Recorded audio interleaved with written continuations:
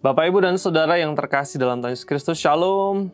Doa kami jemaat Tuhan, Bapak, Ibu, Saudara semua terpelihara di dalam kasih, kemurahan, dan anugerah Tuhan. Mari bersyukur karena anugerah yang Tuhan berikan buat kita. Apapun keadaan kita, mari belajar bersyukur. Karena dengan bersyukur, kita bisa menikmati kebaikan Tuhan, kemurahan Tuhan, dan menjalani kehidupan kita, pergumulan kita dengan lebih ringan.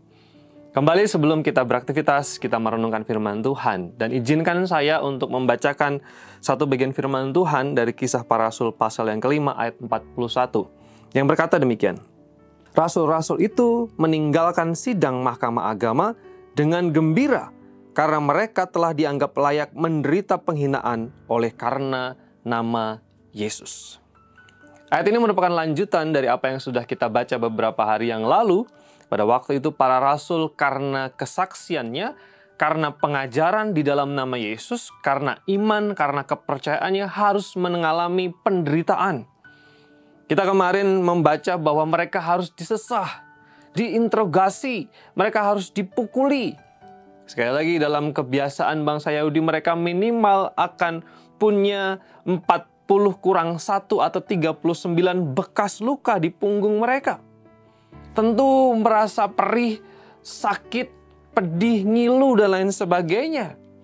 Tapi yang menarik, sebuah hal yang paradoks atau berlawanan dengan perasaan sakit di fisik itu, perasaan sakit di emosi karena dipermalukan itu, dikatakan di sana rasul-rasul itu meninggalkan sidang mahkamah agama, perhatikan dengan baik, dengan gembira. Bagaimana mungkin ada bilur di punggung mereka, ada bekas luka yang masih segar di punggung dan badan mereka, dikatakan di sana mereka meninggalkan sidang itu dengan gembira, dengan sukacita, dengan berbesar hati. Sukacita mereka tidak direnggut oleh luka yang ada di tubuh mereka. Kenapa? Karena dikatakan di sana mereka telah dianggap layak menderita penghinaan oleh karena nama Yesus. Mereka melihat bahwa penderitaan, kesengsaraan karena iman mereka, karena nama Yesus merupakan sebuah anugerah, merupakan sebuah kebahagiaan, merupakan sebuah karunia. Mereka menderita bukan karena mencuri, mereka menderita bukan karena kejahatan, mereka dipukul bukan karena dosa, tetapi mereka bersuka cita karena mereka menderita karena nama Yesus, karena sebuah kebenaran yang mereka yakini.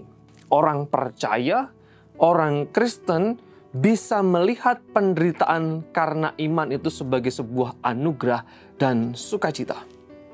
Kalau saya dan saudara menderita karena kebenaran, bergembiralah. Kalau saya dan saudara menderita karena nama Yesus, bersukacitalah. Kalau saya dan saudara mengalami kesulitan-kesulitan hidup karena saya dan saudara punya pilihan sebagai anak Tuhan, anggaplah sebagai sebuah karunia, kata Rasul Paulus. Rasul-rasul di dalam konteks ini mengalami penderitaan fisik, tetapi itu dilihat sebagai sebuah sukacita, kegembiraan, karena konsekuensi sebagai pilihan terbaik mereka. Ikut Yesus tidak hanya bicara tentang berkat, dan berkat, tetapi ikut Yesus juga berbicara tentang konsekuensi salib yang harus siap kita tanggung. Seandainya saya dan saudara mengalami kesulitan hidup karena pilihan iman kita, belajarlah dari para rasul, kita belajar dari sikap mereka, melihatnya sebagai sebuah karunia. Menghadapi dengan sukacita, bersyukur, oh terima kasih Tuhan, Tuhan anggap saya layak untuk diuji imannya. Tuhan anggap saya layak untuk dibuktikan iman dan ketekunannya. Biarlah firman ini menolong kita semua, apapun yang kita hadapi, apapun yang kita alami, kalau itu karena kebenaran, bergembira, bersukacita, dan bertekunlah di dalam pengharapan. Kita berdoa. Terima kasih karena kasih Tuhan yang berlimpah. Khususnya firman-Mu mengajarkan kami bagaimana kami melihat kesulitan, tantangan kehidupan kami, bahkan penderitaan sebagai sebuah anugerah. Karena Tuhan menganggap kami layak, dan itu menjadi batu uji iman dan ketekunan kami. Jemaat Tuhan, Bapak, Ibu, dan Saudara semua biarlah diberkati di sepanjang hari ini. Dalam nama Yesus kami berdoa. Amin.